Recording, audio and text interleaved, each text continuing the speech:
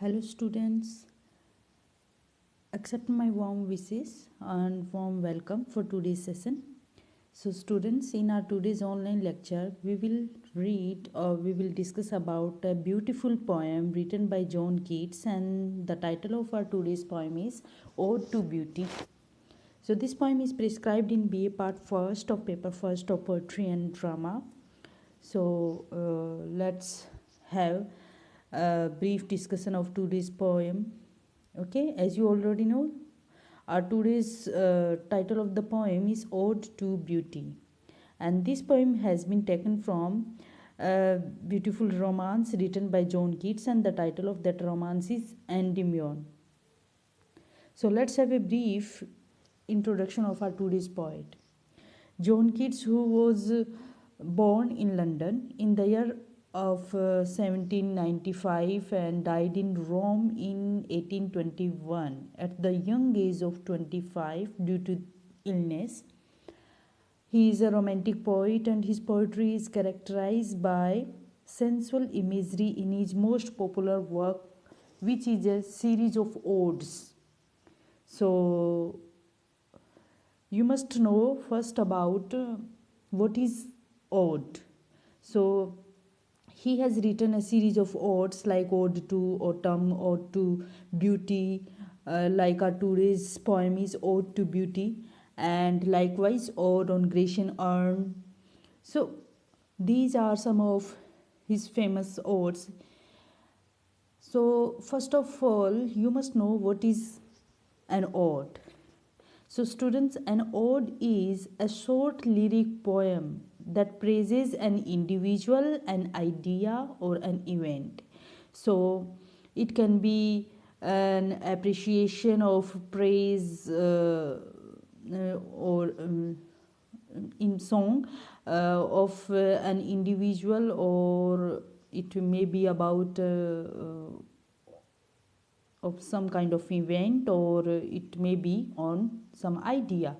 So here, as we shall see here, that our today's ode is about the idea or the concept of beauty. So it is here Ode to Beauty. So what is an ode? An ode is a short lyric poem that praises an individual, an idea, or an event.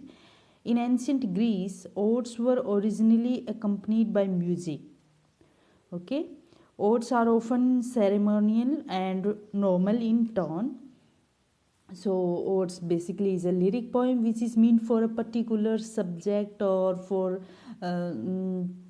particular appreciation of somebody or some idea. So today his poems are one of the most sought after creations in English literature. So you know that our today's poem is basically is an excerpt from his poem Endymion, his longer poem or romance Endymion, which was written in 1818, and this was considered to be an epic poem. And our today's text has been taken from this very work, which is titled as Endymion. Okay, and now moving ahead, our today's text. So before moving ahead the text of our today's poem, let's have a brief background information of this poem, that which is an ode to beauty. And this poem is taken from the poem entitled Endymion, a poetic romance written by the famous poet John Keats. The poet here says that a beautiful thing is a source of endless joy, as he has already mentions in the very beginning line of this poem, a thing of beauty is a joy forever. So this can be the basic concept of the poet, that when he says a thing of beauty is a joy forever, he means that a beautiful thing is a source of endless joy. It has eternal beauty which never fades away, A beautiful thing is like a steady shelter which gives us a sleep full of sweet dreams, good health, and relaxation, and so on. So, in a way, according to the poet, he says that everything that is gloomy or sad, all are caused by the negativity, and there are so many positive, beautiful things which also surround us. And so here in the poem also the poet makes a list of some of the beautiful things that surround us. As he says, his sayings goes on like beauty lies in the eyes of the beholder. When he says that the numerous creation of God like the sun, the moon, the rivers, all etc., all these things gives us energy and beautiful feelings. So likewise he also says that there are various kinds of animals on earth like the sheep that surround us, make us our world lively. Uh, so likewise all these things, they contain a certain kind of quantity of beauty in its, and so all these things actually inspire us, inspire human being to live on and maintain our faith in goodness. So I hope you have got an idea. So let's begin the text of this poem. Here I am reading for you. A thing of beauty is a joy forever. Its loveliness increases, it will never pass into nothingness, but still will keep above our quiet forest and asleep, full of sweet dreams and health and quiet breathing. So, here the poet says that beauty stays forever. When he says a thing of beauty is a joy forever, he means that beauty stays forever. It never fades away. Rather, it increases with the passing of time. The perception of the poet regarding beauty is that it never goes off with the passing of time. Rather, it beautifies more and more. For the poet here, beauty is like a beautiful shady tree. A bower means a shady part of shady place under a tree. So beauty is like a beautiful shady tree under whose shade of all the creatures like sheep, goats, etc. So all the creatures can sleep full of sweet dreams and health and quiet breathing. They can sleep peacefully and enjoy good health. So here, if we goes to the certain literary features of in this stanza which have been used by the poet, as you can notice that in the first two lines, the ending words are like ever, never, which can be denoted as the rhyming scheme of and in the line third and fourth, keep, sleep, it can be denoted as bb, and in the line breathing and breathing, that can be denoted like c. So on. Here we can find the words ever, never, keep, sleep, breathing. So the rhyme scheme A B B C C can be noticed here, and you can also deduce here the alliteration in the words like sleep, sweet. Here the repetition of the consonant sound so has been used.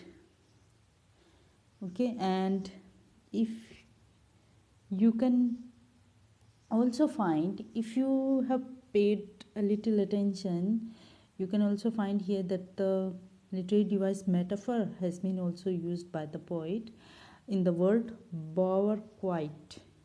So this bower quiet here the calmness of the power is compared to the calming effect of a beautiful thing. So in this way the poet has used the literary device metaphor. Now moving ahead, therefore on every morrow are we wreathing a flowery band to bind us to the earth, spite of despondence of the inhuman dearth of noble natures of the gloomy days, of all the unhealthy and over-darkened ways, made for our searching. Yes, in spite of all, some shape of beauty moves away the pall from our dark spirits. So student, now here, notice the word morrow. Morrow here means tomorrow, the following day. Wreathing means surrounding or encircling something. Despondence means depression. Gloomy means sad. Okay, so here in these lines, poet says that every day it is the beauty which fills us with the spirit to live. Therefore, on every morrow are we wreathing a flowery band to bind us to the earth.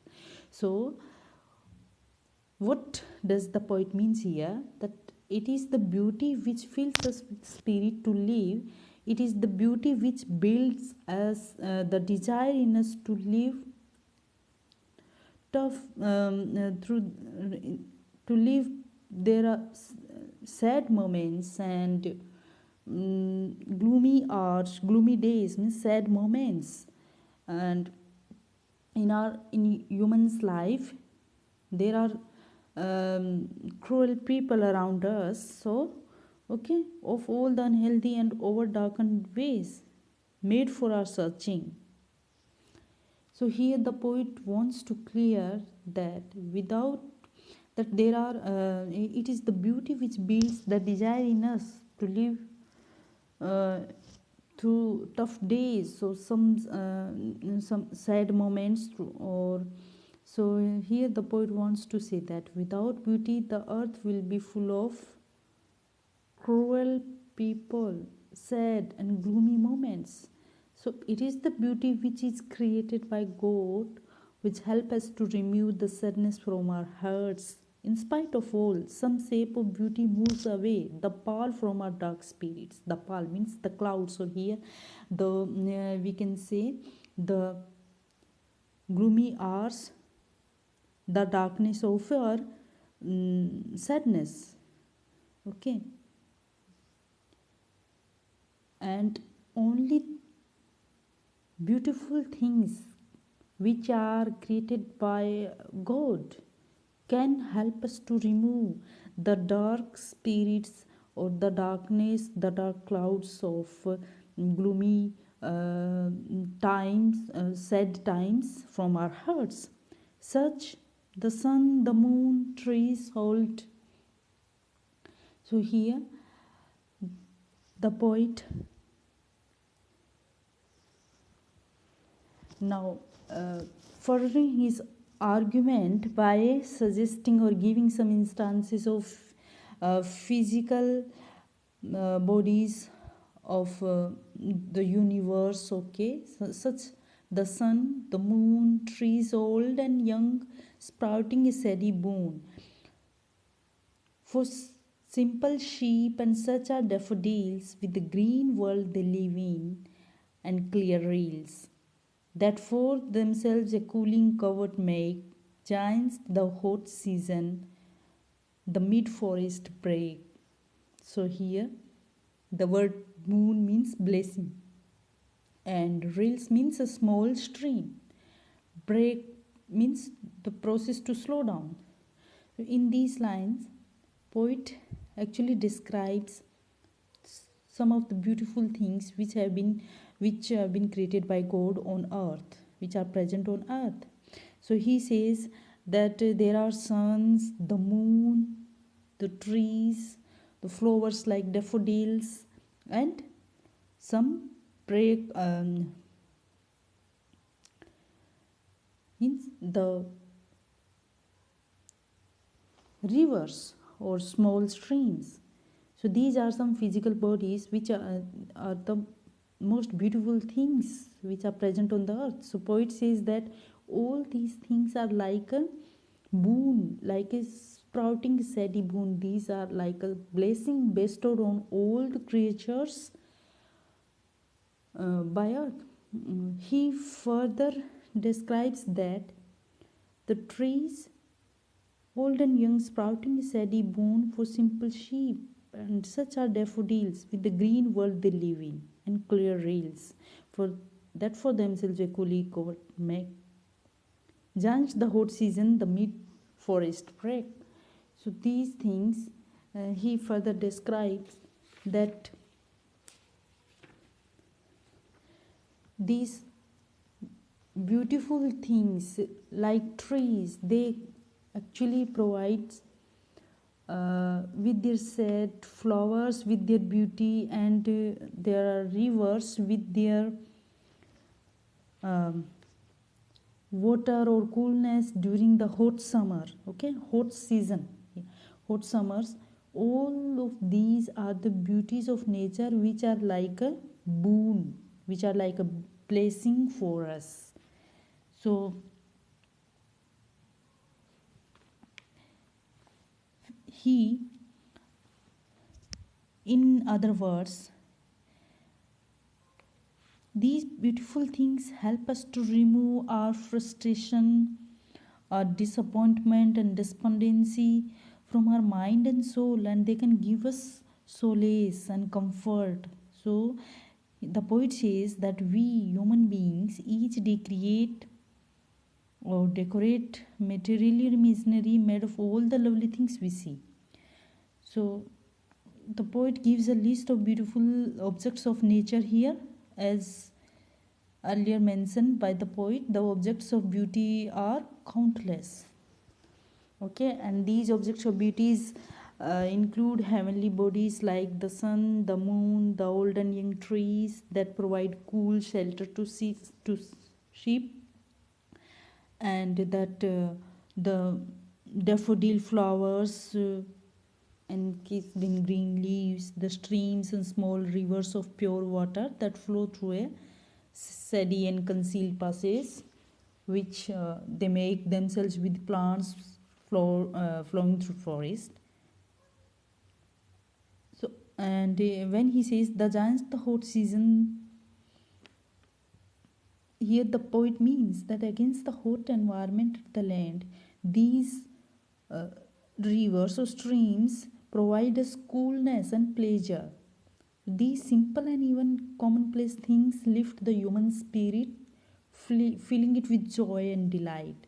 So, in a symbolic way, the beautiful objects help to remove and lessen the effect of miseries and sufferings from our life. Okay, so here we can also notice in the literary device alliteration, in the words like sprouting, steady, here the repetition of the consonant sound se, and steady, sheep, and repetition of the sound ka in the words sound cooling, covered. Okay, and the poet also has used beautiful imagery in the words trees, sprouting saddy boon, which suggests trees giving sad, and daffodils with the green world they live in, which suggests growing process of daffodil flowers, and clear rills are the clear river streams. Here in the phrase old and young, we can find the literary device antithesis also. And what does it mean? That antithesis is can be defined in a phrase, literary phrase, where two opposite words placed together. Okay, old and young, they are simultaneously used, they are placed together. Okay, now moving ahead. Rich with sprinkling of fair musk rose blooms, and such too is the grandeur of the tombs. We have imagined for the mighty dead all lovely tales that we have heard or read. An endless fountain of immortal drink pouring unto us from the heavens bring. So students, moving ahead, The poet here actually goes on to tell that what does beauty uh, through its if impact, or we can say where does beauty lie. Actually, it is the concept of the poet that beauty lies on everything which are everything which are present in the cosmos, in the universe, or in every natural objects which are present in on earth. So after all, we can say beauty lies in the eyes of the beholder. So everyone can highlight something beautiful in anything. So here the examples cited by the poet are such as like the sun, the moon, old and new trees, daffodil flowers, rivers, streams, etc. So in this list, he also adds in these lines the references like musk rose blooms, even fairy tales or heroic legends, grandeur of the dooms suggests the heroic tales of legendary heroes, or who are now dooms, means they are uh, not in they are not physically alive. This So, in addition to above mentioned all the natural objects in the earlier lines, so the poet goes on to um, suggest some of the most wonderful uh, things, beautiful things, which can be present in the tales of our legendary heroes, mighty dead. Okay, when he says we have imagined for the mighty dead, it suggests actually the wonderful tales of our legendary heroes who lived and died heroically. And the these tales of our legendary heroes actually inspire us with their matchless beauty. All lovely tales that we have heard or read, an endless fountain of immortal drink pouring unto us from the heavens bring.